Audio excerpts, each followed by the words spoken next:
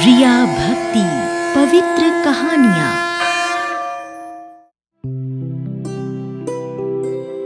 एक गांव में राम अवतार नाम का एक पंडित अपनी पत्नी गीता और बेटी पूजा के साथ रहा करता था। वो काफी गरीब था। पंडित गांव में बने लक्ष्मी नारायण जी के मंदिर में पुजारी था। दिन रात भगवान की पूजा करना और मंदिर की सेवा करना पंडित को बहुत भाता था। पंडित की बेटी पूजा भी लक्ष्मी माता की भक्तिनी थी। वो भी लक्ष्मी जी की पूजा पाठ में लगी रहती थी। मंदिर में चढ़ावे के रूप में आए फल और पैसों से ही पंडित के परिवार का गुजारा चलता था। एक दिन पंडित जब मंदिर से घर लौटा तो वो अपनी पत्नी गीता से बोला, गीता, ये लो आज का चढ़ावा। आज मंदिर में कुछ कम चढ़ावा आया है। अरे पंडित जी, हम लोग मंदिर के चढ़ावे के सहारे कब तक जीवन गुजारेंगे? आप हर समय भगवान जी की सेवा में ही लगे रहते हो। अपने घर की तो कोई चिंता ही नहीं है आपको। हमारी पूजा अब जवान हो गई है, इसकी शादी के बारे में तो कुछ सोचो। अरे तुम इसकी शादी की चिंता क्यों कर रही हो? भगवान ने हमें बेटी दी है तो वही इसकी शादी का प्रबंध भी करेंगे। माँ, पिताजी ठीक कहते हैं, भगवान पर भरोसा रखो। समय आने पर लक्ष्मी माँ की कृपा से सारे काम आसान हो जाएंगे। जैसा बाप वैसी बेटी। तुम दोनों को जरा भी दुनियादारी की समझ नहीं है। सारी जिम्मेदारी भगवान की ही नहीं होती। अरे हम इंसानों को भी तो कुछ करना होता है। गीता का ताना सुनकर पंडित नाराज हो गया और घर से निकलकर मंदिर चला गया। इसी दिनचर्या के साथ कुछ महीने बीत गए। एक दिन की बात है, पंडित जी प्रसाद के फल लेकर मंदिर से घर लौट रहे थे कि रास्ते में एक जहरीले सांप ने पंडित जी को डस लिया और पंडित जी की तुरंत ही मृत्यु हो गई। गांव के लोगों ने पंडित के पार्थिव शरीर को उठाकर उनके घर पहुंचा दिया। गीता और पूजा का रो रो कर बुरा हाल हो गया।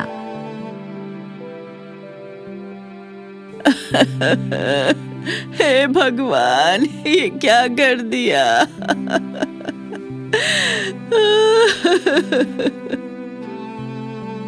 पिताजी।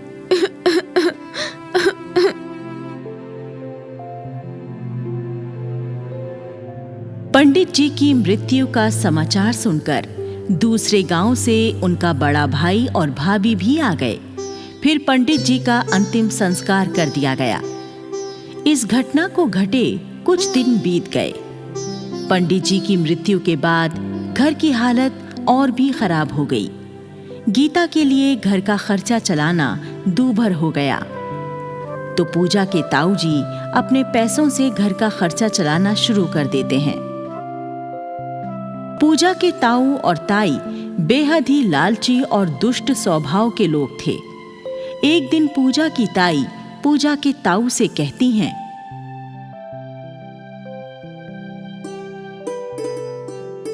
क्यों जी, हम कब तक इन माँ बेटी को अपने पैसे खर्च करके पालते रहेंगे? हमने क्या इन दोनों के पालने का ठेका ले रखा है? अब चलो अपने घर को। अरे भाग्यवान, तू मूर्खों वाली बातें क्यों करती है? अरे मैं तो इस घर को अपने कब्जे में करने की सोच रहा हूँ और तू यहाँ से जाने की बातें कर रही है। आपके मन में इस घर को हड़पने की क्या योजना है? जरा साफ साफ बताओ ना। अरे कान इधर कर। कान की बातें कान में ही बतानी चाहिए, नहीं तो दीवारें भी सुन लेती हैं। ताऊ ताई के कान में अपनी योजना बता देता है और ताई योजना सुनकर खुश हो जाती है। अपने पिता की मृत्यु के बाद पूजा माँ लक्ष्मी की और भी ज्यादा भक्ति करने लगी थी। वो हर रोज माँ लक्ष्मी से एक ही प्रार्थना करती, हे माँ लक्ष्मी, मेरे पिताजी तो स्वर्गवासी हो गए। अब आपके सिवा मेरा और मेरी माँ का कोई सहारा नहीं है। आप तो संसार की पालनहार हो, हम पर भी अपनी कृपा दृष्टि बनाए रखना। फिर एक दिन की बात है, पूजा के ताई और ताऊ पूजा की माँ गीता से उसकी शादी की बात करते हैं। देख गीता, अब पूजा शादी के लायक हो गई है। मेरे विचार से अब हमें तुरंत इसकी शादी कर देनी चाहिए। हाँ जेठानी जी, मुझे भी पूजा की शादी की बहुत चिंता है, मगर मैं क्या करूं? ना तो मेरे पास गहने हैं, ना पैसे। मैं इसकी शादी करूं तो कैसे करूं? अरे तू पूजा की शादी की चिंता मत कर, हम इसके ताऊ ताई हैं ना, इसकी शादी कराना अब हमारी जिम्मेदारी है। मैं जल्दी ही कोई भला सा लड़का तलाश करके पूजा की शादी करवा दूंगा, बस तू चिंता मत कर। हाँ, जेठ जी, मैं आपका ये उपकार जीवन भर नहीं भूलूंगी। आपने मेरे मन का बोझ हल्का कर दिया। हाँ। अरे उपकार कैसा, पूजा मेरी भतीजी है, इसकी शादी करना मेरा कर्तव्य है कि नहीं है? गीता को शादी के लिए संतुष्ट करने के बाद ताऊ ताई अपने गांव जाकर एक 65 बरस के बूढ़े से मिलते हैं। बूढ़े का नाम प्रेम सिंह होता है। ये बूढ़ा प्रेम सिंह काफी अमीर और रंगीले स्वभाव का आदमी था। प्रेम सिंह की 3 पत्नियां पहले ही मर चुकी थीं। अब प्रेम सिंह चौथी शादी करने की फिराक में था। ताऊ प्रेम सिंह से कहता है, प्रेम सिंह जी, यदि तुम मुझे 4 लाख रुपए दे दो तो मैं अपनी 19 साल की भतीजी पूजा से तुम्हारा ब्याह करवा दूंगा। देखो भाई, तुम शादी और पैसों की बात तो बाद में करना, पर पहले जरा मुझे लड़की का फोटो तो दिखाओ। लड़की मेरी पसंद की होगी तभी तुम्हें शादी करूंगा। ताऊ अपने मोबाइल में पूजा की फोटो प्रेम सिंह को दिखा देता है। फोटो देखकर प्रेम सिंह खुश होकर कहता है, अरे वाह वाह वाह वाह वाह वाह, लड़की तो मुझे बहुत पसंद है। मैं अभी तुम्हें 4 लाख रुपए दे देता हूँ। प्रेम सिंह 4 लाख रुपए ताऊ को दे देता है। अरे वाह वाह वाह वाह वाह, प्रेम सिंह जी, 2 दिन बाद बुधवार है। बुध को हर कार्य शुद्ध होता है। बुधवार के दिन मंदिर में मैं आपकी शादी करा दूंगा। आप दूल्हा बनने की तैयारी कीजिए बस। उसके बाद ताऊ ताई वहां से चले जाते हैं और रास्ते में आपस में बातें करते हैं।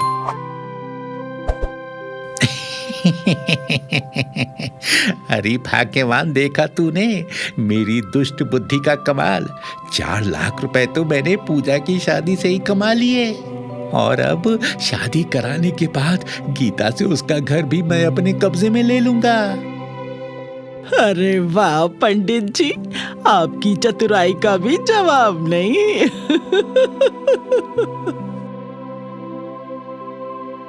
फिर 2 दिन बाद बुधवार आ गया। गीता और ताई ने पूजा का श्रृंगार करके उसे दुल्हन बनाया और लक्ष्मी नारायण जी के मंदिर लेकर गईं।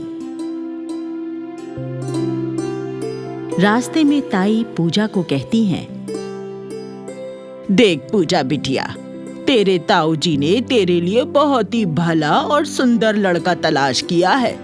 तू अपनी ससुराल में ऐश करेगी, ऐश। हाँ।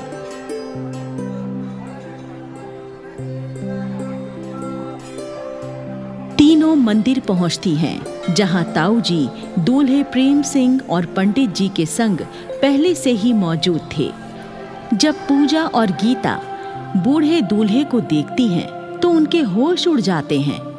पूजा गुस्से में कहती है, ताऊ जी, आपने मेरे लिए ये बुढ़ा वर तलाश किया है। मैं इस बूढ़े से शादी नहीं करूंगी। अरे ऐसे कैसे शादी नहीं करेगी तू भला, हैं? अरे क्या कमी है इस दूल्हे में? इसने तुझसे शादी करने के लिए 4 लाख रुपए दिए हैं मुझे। तुझे शादी तो करनी ही होगी, और वो भी इसी से। अरे तुझ भिखारन से शादी करने के लिए कोई राजकुमार तो आने से रहा। चुपचाप इसके साथ फेरे ले ले, नहीं तो तुम दोनों माँ बेटी को जान से मार डालूंगी। पूजा अपनी माँ की तरफ बेबसी से देखती है। गीता कहती है, जेठ जी, मैं आपके आगे हाथ जोड़ती हूँ, मेरी बेटी पे ऐसा अत्याचार मत कीजिए। देख गीता, मेरा फैसला अटल है, अटल। पूजा बेबस होकर रोने लगती है और माँ लक्ष्मी से गुहार लगाने लगती है। हे माँ लक्ष्मी, मुझ गरीब अबला की रक्षा करो। माँ, अगर मेरी भक्ति में कोई खोट नहीं है तो मेरी भक्ति की लाज रख लो और इन दुष्टों से मुझे बचा लो माँ। अरे तू इतनी बड़ी भक्तिनी नहीं है जो तेरी पुकार सुनकर देवी लक्ष्मी तेरी रक्षा करने के लिए यहाँ प्रकट हो जाएंगी। हाँ। तभी चमत्कार होता है। लक्ष्मी जी वहां प्रकट होती हैं और ताई ताऊ और प्रेम सिंह को दंडित करती हैं। फिर वो कहती हैं, ये मेरी सच्ची भक्तिनी है। इसके साथ किसी ने अत्याचार करने की चेष्टा की तो मैं उसका वध कर दूंगी। पुत्री पूजा, तुम चिंता मत करो। अब तुम्हारा विवाह मैं स्वयं एक अच्छे लड़के से करवाऊंगी।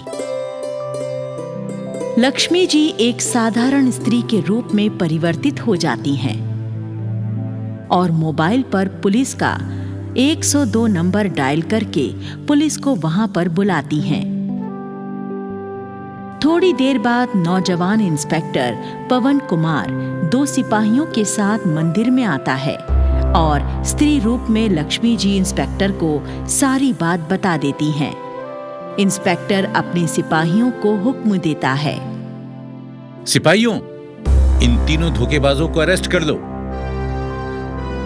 सिपाही तीनों लोगों को पकड़ लेते हैं और फिर लक्ष्मी जी इंस्पेक्टर से कहती हैं, बेटा, ये लड़की बहुत ही धार्मिक, गुणवान, सुशील और गरीब है। अगर ये तुम्हें पसंद हो तो तुम इससे शादी कर लो। माताजी, मुझे ऐसी ही सुंदर और गुणवान लड़की की तलाश थी। माँ लक्ष्मी की कृपा से आज मुझे मेरी पसंद की लड़की मिल ही गई। मैं इसके संग शादी करने के लिए तैयार हूं। माँ लक्ष्मी के संरक्षण में पूजा और पवन कुमार की शादी हो जाती है। माँ लक्ष्मी पूजा को आशीर्वाद देती हैं, मेरा आशीर्वाद सदैव तुम्हारे साथ रहेगा। सदा सुखी रहो, तुम्हारा घर धन धान्य से भरा रहे।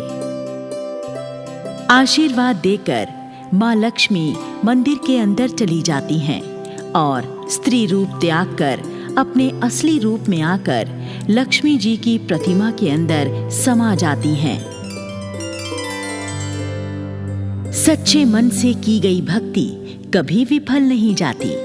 तभी तो पूजा की पुकार सुनकर माँ लक्ष्मी उसकी रक्षा के लिए दौड़ी चली आई। दुष्टों को दंड दिया और पूजा की शादी भी करवाई।